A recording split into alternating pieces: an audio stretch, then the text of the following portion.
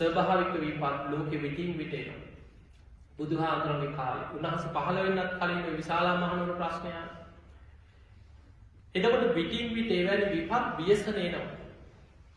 ඒ විශාලා මහනුවර ප්‍රශ්නේදී ඔබ ගොඩක් කතා දන්න නිසා මම පොඩි දෙයක් කියන්නේ. රතන සූත්‍රයේ පළවෙනි ගාථා දෙක බලන්න.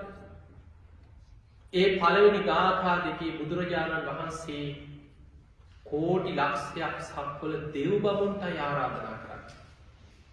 බුදුරජාණන් වහන්සේ ආරාධනා කරලා දෙවියන්ගෙන් ඉල්ලීමක් කරනවා.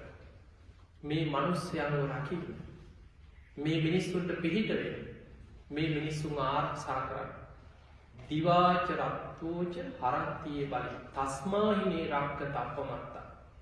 මේ දවල් රෑ දෙකේ මේ ගුණධර්ම පුරාගෙන ඉන්න මේ මිනිස්සු මේ විදියට කටයුතු කරනවා. තස්මාහිනේ රක්කත අපමත්ත මේ මිනිස්සුන්ව රකින්න ආරක්ෂා කරන්න. ඊට පස්සේ තමයි ඉතිරි ගාථා ටිකෙන් තමයි බුදු ගුණ, දහම් ගුණ, සංඝ ගුණ ඇතුළත් සත්‍යක්‍රියාවක් කරන්නේ. ඒ සත්‍යක්‍රියා ගාථා ටික ඉවර වෙනකොට අන්තිම ගාථා තුන බුදුහාමුදුරු කියපු ගාථා තුනක් නෙමෙයි. රතන සූත්‍රයේ අවසාන ගාථා තුන තියෙන්නේ. ඒ බුදු ගුණ, දහම් ගුණ, සංඝ ගුණ සත්‍යක්‍රියා ඉවර වෙනකොට අර අහසේ රැස් වෙලා හිටපු කෝටි ලක්ෂයක් සක්වල දෙව් බඹුන් වෙනුවෙන් සක්‍ර දෙවියන් දිව්‍ය ස්වරූපේ මවාගෙන පහළට බහිනවා. බැහැලා සක්‍ර දෙවියෝ ගාථා තුනකින් වදිනවා.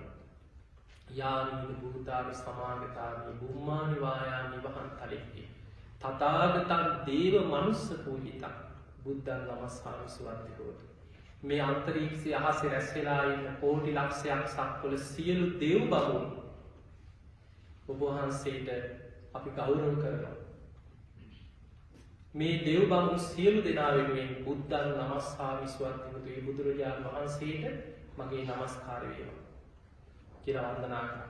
ඊළඟට අර විදිහටම ධර්මයට සංඝයාට තුනුරුවන්ට ගාථා තුනකින් සක්‍ර දෙවියෝ වැදලා ඒ බුද්ධ ආඥාව පිළිගත්තා කියලා ප්‍රකාශ කරා. අපි මේ මිනිස්සුන්ව රකින්නම් කියලා. එතකොට මතක තියාගන්න එතනදී බුදුරජාණන් වහන්සේ රතන සූත්‍රය කියලා බුදුහාමුදුරුවම පාත්‍රේ පිරිත් පැමිණිසේ. ඔකට හරි ලස්සන කතාවක් තියෙනවා අපේ ඉතිහාසයේ. ඔබ අහලා ඇති බුද්ධදාස කියලා රජ කෙනෙක් අපේ රටේ හිටියා කියලා අහලා තියෙනවා. බුද්ධදාස කියලා රජ කෙනෙක් හිටලා තියෙනවා. අතීතයේ වෙදකම් එහෙම කරා කියලා අහලා තියෙන සත්තුන් දෙක. ඒ රජුරුවන්ගේ පුතෙක් හිටියා උපතිස්ස කියලා රජ කෙනෙක් රජකම්. ඒ රජුරු රජකම් කරන කාලෙත් ලංකාවේ වසංගතයක් ඇති වෙලා ওই වගේම වසංගතයක් පැතිරලා මිනිස්සු මැරීගෙන ගියා කියලා. එදා රහතන් වහන්සේලා වැඩ සිටින කාලය. ඒ රජුරුව මොකද කරේ? උපතිස්ස රජුරුව මහ රහතන් වහන්සේලා රැස් කරලා උන්වහන්සේලාගෙන් ඇහුවා ස්වාමීනි මේ වගේ විපතකදී මේ වගේ වසංගතයකදී මොන විදිහටද ධර්මානුකූලව අපි කටයුතු කරන්න ඕනේ? බුදුරජාණන් වහන්සේගේ ධර්මයට අනුව ඔබ වහන්සේ මට උපදෙසක් දෙන්න කියලා. එතකොට ඒ වෙලාවේ ඇහුවේ වෛද්‍යවරුන්ගේ දේවල් ඒව හරියි. හැබැයි ධර්මයේ පැත්තෙන් මම මොකද්ද කරන්න ඕන කියලා. බලන්න මේ වෙලාවේ මහරහතන් වහන්සේලා අනාගතේ දැකලා 이르දියෙන් මේ වෙච්ච අතීත දේවල් දකින්න 이르දි බල සම්පන්න රහතුන් හිටපු කාලේ රජතුමාට කියන රජතුමනි බුදුරජාණන් වහන්සේගේ ස්වරූපේ උන්වහන්සේගේ ස්වරූපේ බඹයක බුද්ධ ප්‍රතිමාවක් හණින් කරවන්න කියලා. ඒ බුද්ධ ප්‍රතිමාවේ සර්වඥ ධාතු තැන්පත් කරා. එතකොට හිතන්න හතරෙන් බුදු පිළිමයක් කරවල බුදුරජාණන් වහන්සේ හිටගෙන ඉන්න ඉරියව්වේ බුද්ධ ප්‍රතිමාව කෙරේ. හතර. එතකොට මේ බුද්ධ ප්‍රතිමාවේ ධාතුන් වහන්සේලා තැන්පත් කරා. එතකොට ඒක නියෝජනය වෙන්නේ මේ බුදුහාමුදුරුවෝ. ඒ ප්‍රතිමාවේ ශ්‍රී හස්තයට බුදුරජාණන් වහන්සේගේ පාත්‍රා ධාතුන් වහන්සේ ලංකාවේ වැඩ ඉන්නවා. ඒ පාත්‍ර ධාතුන් වහන්සේ ශ්‍රී හස්තේ මත තියලා පෙරාගත් පැන් ඒ පාත්‍රයෙන් පුරවලා රතන සූත්‍ර කිය මහරහතන් වහන්සේලා සමග මේ ප්‍රතිමාව ඉදිරියෙන් තියාගෙන නගරේ රතන සූත්‍රයෙන් පිරිත් කරමින් ප්‍රදක්ෂිනා කරලා නගරේ පිරිත් පැමිණෙනවා. පින්වතුනි බුදුරජාණන් වහන්සේ බුදු වෙලා 7 වෙනි සතියේ තපස්සු බාලක වෙලද දෙබෑයන් අර විලඳ මීපිඩු පූජා කරන්න සූදානම් වෙන වෙලාවේ උන්වහන්සේට පාත්‍රයක් නැහැ. ඇයි අර සුජාතාවගේ කිරිපිඩු දීපු පාත්‍රය කගේ පා කරලා නෑ. මං කොහොමද මේ විලඳ මීපිඩු පිළිගන්නේ කියලා හිතනකොට සතරවරන් දෙවියෝ 4 දෙනා අහසින් ආවා. ඉන්ද්‍රනීල මාණික්‍ය පාත්‍ර 4ක් අරගෙන. මණික් වලින් කරපු පාත්‍ර 4ක්. බුදුරජාණන් වහන්සේ වදාලා බුදුවරු මණික් පාත්‍ර පිළිගන්නේ නැහැ. මණික් වලින් කරපු බුදුවරු බාර ගන්න නැහැ. ඒ වෙලාවෙම නොපෙනී ගිහිල්ලා ශෛලමය පාත්‍ර 4ක් අරගෙන ඇවිල්ලා කිව්වා මේ ස්වාමීනි මගේ පාත්‍රයෙන් දාන පිළිගන්න මගේ පාත්‍රයෙන් දාන පිළිගන්න. බුදුරජාණන් වහන්සේ සතරවරන් දෙවියන් ගැන මහා කරුණාවෙන් පාත්‍ර 4ම පිළිඅරගෙන පාත්‍ර 4ම එක උඩ තියලා ශ්‍රී හස්තයේ තියලා අදිෂ්ඨාන කරා එක පාත්‍රයක් වඩපත් වෙන. අර පාත්‍ර 4ම එක පාත්‍රයක් වඩපත්. ඒකේ තමයි විලද මීපිඩු දාන පිළිගන්නේ. අන්නේ පාත්‍රයේ ලංකාවට ලැබුණා. ඒ තමයි ධර්මාශෝක රජුගේ සුමන සාමණේරයන් වහන්සේ අතේ සර්වඥ ධාතුන් වහන්සේලා පුරවලා බුදුරජාණන් වහන්සේ දානි වළඳපු මේ පාත්‍රා ධාතුන් වහන්සේ ලංකාවට එවුවා කියලා අපේ ඉතිහාසයේ තියෙනවා. ඒ බුදුරජාණන් වහන්සේගේ පාත්‍රා ධාතුන් වහන්සේ වැඩෙන්නේ ලංකාවේ. එදා අතීත රජවරුන්ට ඒ පාත්‍රයෙන් තමයි පිරිත් පැන් ඉස්සේ විශාලා මහණුවර. එදා මෙන්න මේ උපදෙස් මහරහතන් වහන්සේලා දුන්නා. බුදුරජාණන් වහන්සේගේ පිළිමයක් ප්‍රණීත කරවලා ධාතුන් වහන්සේලා පිළිමෙ තැන්පත් කරලා පාත්‍ර ධාතුන් වහන්සේ පිළිමේ ශ්‍රී හස්තේ මත තියලා පිරිත් පැන් පුරවලා පිරිත් කිය රතන සූත්‍රයේ නගරේ පිරිත් පැන්. හැබැයි රජතුමනි රජුරුව රටවැසියෝ සිල්වත් මේක කළ යුතුයි. රජුරුව අටසිල් සමාදන් වුණා. රටවැසියන්ව සීලයක පිහිටෙව්වා. සීලයක පිහිටවලා මහරහතන් වහන්සේලා ලවා මේ විදිහටම ප්‍රතිමාවක් හදලා ධාතු තැන්පත් කරලා රතන සූත්‍රයෙන් පිරිත් කරලා නගරෙට පිරිත් පැන් ඉස්සා. පසුවදා වෙනකොට මහා වර්ෂාවක් ඇදහැරිලා තිබ්බ නියගෙත් නැති වෙලා ඉක්මනින්ම දින කීපයක් යනකොට වසංගතය දුරු වුණා කියලා. එතකොට ඒ අපේ ඉතිහාසෙ වෙච්ච දෙයක්. ඒක රාජ ආඥාවක් හැටියට රජුරෝ ඒ කාලේ ආඥාවක් පැනවලා තියෙනවා අනාගත මම මෙහෙම කරා අනාගතේ මේ රටේ නියගයක් ඇති වුණොත් අනාගත රජදරුවෝද මෙසේ කරත්වා කියලා. හැබැයි දැන් ඉන්නේ සීලයක පිළිපදවන්න පුළුවන්. ඒ නිසා කොච්චර අපි පිරිත් කියන්නේ මේ මොන රතන සූත්‍රය කියන්න හැදුවා. පිරිත් පින්කමක් ලෑස්ති කරා ඒකස්සේ හොරකම වංචා. ඒ නිසා අපි බොහෝ වෙලාවට මේ පිරිතේ ප්‍රශ්නයක් නෙමෙයි. ධර්මයේ ප්‍රශ්නයක් නෙමෙයි. දෙවියන් හැරිලවත් බලන්නේ නැති දුරාචාරී පිරිච්ච සමාජයක් නැහැ. දෙවියන් පිට වෙන්නේ හැරිලා බලන්නේ. ඒ නිසා වේගෙන් විනාශේ විපත කරා යන්නේ අන්නේ හේතුව නිසා. ඒ නිසා පින්වතුනි ඒ විපත් ලෝකේ කාල විපත් ස්වභාවික විපත් වසංගත මේවා ලෝකෙ පුරා යනවා. අපේ ඉතිහාසය දිහා ගත්තහම අපේ ලංකාවේ නිකන් හිතන්න අපි දන්න ඉතිහාසෙ මම චුට්ටක් කියලා දෙන්නම්. රහතන් වහන්සේලා වැඩ සිටිය කාලේ මේ අද වගේ කාලෙ නෙමෙයි.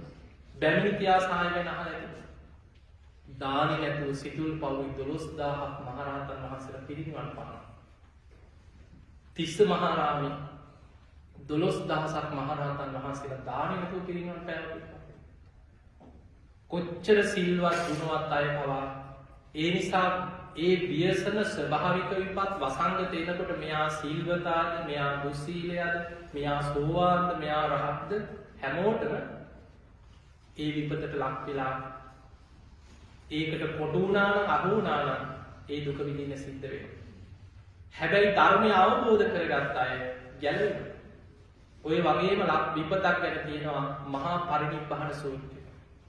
මහා පරිනිබ්බාන සූත්‍රය කියෝගෙන යනකොට තියෙනවා නාදිකා කියලා ගමේ ඇතිවෙච්ච විපතක්. ඔය වගේම ඇතිවෙච්ච විශාල ස්වභාවික විපතක්. බුදුරජාණන් වහන්සේ පිරිනිවන් පාන්න වඩින්නේ විශාලා මහනුවර ඉඳන් බණ්ඩගාමේ, හත්තිගාමේ, බෝගනගරේ පහු කරගෙන පාවානුවරින් ඊළඟට බුදුරජාණන් වහන්සේ එතනින් යනවා ওই නාදිකා කියන ගමට. ඔය ගම හරහා යනකොට මුළු ගමේම ගෙවල් මිනිස්සු නැහැ. විශාල ව්‍යසනයක් වෙලා ගමේම මේ පළාතෙම හිටිය ලක්ෂ ගාණක් මිනිස්සු මැරිලා. ආනන්ද හාමුදුරුවෝ මතක් වෙනවානේ ස්වාමීනි භාග්‍යතුන් වහන්සේ අපි බොහෝ කාලයකට පෙර බුදුරජාණන් වහන්සේ බුදු වෙලා මුල් කාලේ මේ නගරේ ටික කාලයක් වැඩ ඉඳලා තියෙනවා. ඒ කාලේ බුදුහාමුදුරන්ගෙන් බණ අහලා ධර්මය අවබෝධ කරගත්ත ශ්‍රාවකයෝ ඒ නගරේ ජීවත් වුණා. ආනන්ද හාමුදුරුවෝ ස්වාමීනි භාග්‍යතුන් වහන්සේ මේ විපතෙන් මේ නගරේ දහස් ගාණක් මිනිස්සු මැරිලා.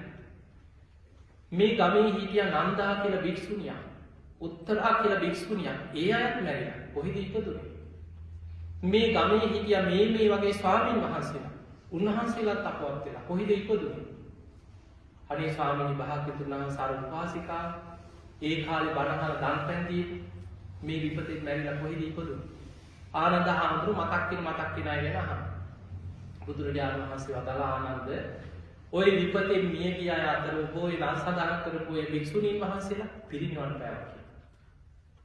ඔය සමහර ස්වාමීන් වහන්සේලා පිරිනිවන් පෑවා. සමහර අය අනාගාමී වෙලා සුද්ධාවාස බඹලෝ ඉපදුණා. ඉතින් දැන් ආනන්ද හාමුදුරුවෝ ආයි මතක් කර යනකොට මේ හරිය අපිට පින්දපාතේ පූජා කරපු අසවල් උපාසකයන් අහනවා. එතකොට බුදුහාමුදුරුවෝ කියනවා ආනන්ද ඔය මැරෙන හැමෝම අරයා කොහෙද මෙයා කොහෙද කිය බුදුරජාණන් වහන්සේ වෙහෙසවන්න එපා කිව්වා. ආනන්ද පොදුවේ බුදුහාමුදුරුවෝ මුළු ගමේම මැරිච්ච අය පොදුවේ බුදු ඇසින් බලලා කියනවා මේ මැරිච්ච අය අතර 500කට වැඩි කීවා සෝවාන් වෙච්ච අය. ඒ සියලු දෙනා දෙවියෝ ඉපදිලා කියනවා. මේ විපතෙන් මැරිච්ච අය අතර 90කට ආසන්නයි කියව සකදාගාමි වෙච්ච අය. ඒ අයත් දැන් දෙවියෝ කියනවා. ආනන්ද මේ ගමේ හිටියා කියනවා 50කට ආසන්න අනාගාමි වෙච්ච අය. ඒ අය සුද්ධාවාස බඹලෝ ඉපදිලා ඒ අය එහි පිරිනිවන් පානවා. ආනන්ද ඔය විතරක් නෙමෙයි මේ ගමේ ජීවත් වෙච්ච මිනිස්සු අතරේ ඔය විපතෙන් මැරිච්ච අය අතරේ බුදුරජාණන් වහන්සේ ගැන සද්ධා මාත්‍රයක් ප්‍රේම මාත්‍රයක් ඇති කරගත්ත කෙනෙක් හිටියා නම් මරණ වංචකේ බුදු ගුණ සිහි වෙච්ච සබ්බේතේ සබ්බ පරායනේ සියලු දෙනා සුගතියි. එච්චරයි. අනිත් අය ගැන කතාවක් නෑ. දැන් හිතන්න මේ විපතෙන් මැරෙන අය ගැන බුදුහාමුදුරේ කාලෙත් විපත් ආවා. වසංගත ආවා, ස්වභාවික විපත් ආවා, දහස් ගණන් මිනිස්සු මැරුණා. හැබැයි ඒ අතර සමහරු පිරිනිවන් පෑවා. සමහරු සුද්ධාවාස බඹලෝ ඉපදුණා. සමහරු දිව්‍ය ලෝකෙ ගියා. අද විපතක් ආවා.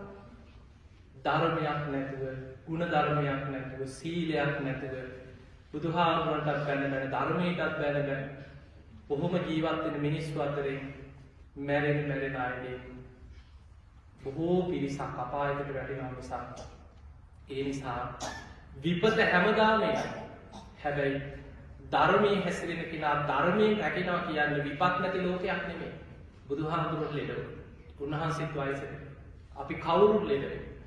හැබැයි අපි ධර්මයේ දියුණු කරගත්තොත් අපි ධර්මයෙන් අපිව ආරක්ෂා වෙලා අපි ධර්මයෙන් කරා යනවා. ඒ නිසා මෙන්න මේක තේරුම් අරගෙන අපිට ලෝකෙ වෙනස් කරන්න බෑ. අපි කොච්චර මේ බණම අපි කොච්චර කියලාද? අපි විතරක් නෙමෙයි ලංකාවේ කොච්චර ස්වාමීන් වහන්සේලා බණ කියනවා. පැය 24ම බණ යන නාලිකා කොච්චර තියෙනවද? ඒ කොච්චර ඇහුවත් දැන් කාලේ අද මේ සමාජ එකක් තමයි මිනිස්සුගේ පැත්තෙන් ගත්තා. මිනිස් ආයුෂ අවුරුදු 100න් 15ට බහිනවා කියන්නේ අමාරුයි. කෙලෙස් වැඩි කාලයක්. අකුසල් බලවත් කාලයක්. හිත පාලනය කරගන්නවා කියන එක ලේසි දෙයක් නෙමෙයි මේ කාලේ. මිනිස්සුන්ගේ මනස ඇවිස්සෙන දේවල්, විකෘති දේවල් පාලනය කරගන්න බැරි විදිහට ආධර්ම රාගය, විෂම ලෝභය, මිත්‍යා ධර්මයේ මිනිස්යාගේ මනසේ මතුවේ. ඒ නිසා මෙහෙම කාලේ අඩුම ගානේ බුදුගුණ ටිකක් අහලා හිත පහදවා පුළුවන් විදිහට කොහොම හරි අඩාඩා හරි සීල් ගන්න. ඒකයි බුදුරජාණන් වහන්සේ පෙන්නන්නේ. අපිට සම්පූර්ණ ජීවිතයේ ආසයි ගුණධර්ම පුරන්න. හැබැයි කෙලෙස් නිසා අමාරුයි. බුදුහාමුදුරුවෝ පෙන්වනවා නමුත් මහණෙනි විකල්පයක් නැහැ. අඩාඩා හරි සීල් රකින්න ප්‍රතිඵල ලැබෙනවා. ඒ නිසා අමාරුවෙන් හරි ගුණ ධර්ම පුරාගෙන ධර්මයෙන් කරා යන මහන්සි ගන්න. ඉතින් එහෙමනම් අපි ඔබ හැම දිනාටම ආශිර්වාද කරනවා. මේ ලැබිච්ච මනුස්ස ජීවිතය දවසින් දවස මොහොතින් මොහොත ෂණයෙන් ෂණය මරණය කරා ළඟ වෙයි. අපි දන්නේ නැහැ කාට කවදා කොතන කොයි විදිහට කාට ඉස්සර වෙයි. ඒ නිසා අප්‍රමාදී වෙන්න ඔබ හැම දිනාටම අප්‍රමාදීව සද්ධාදී ගුණ ධර්ම දියුණු කරගෙන උතුම් ධර්මයම අවබෝධ කරගන්න වාසනාව ලැබේවා ලැබේවා ලැබේවා.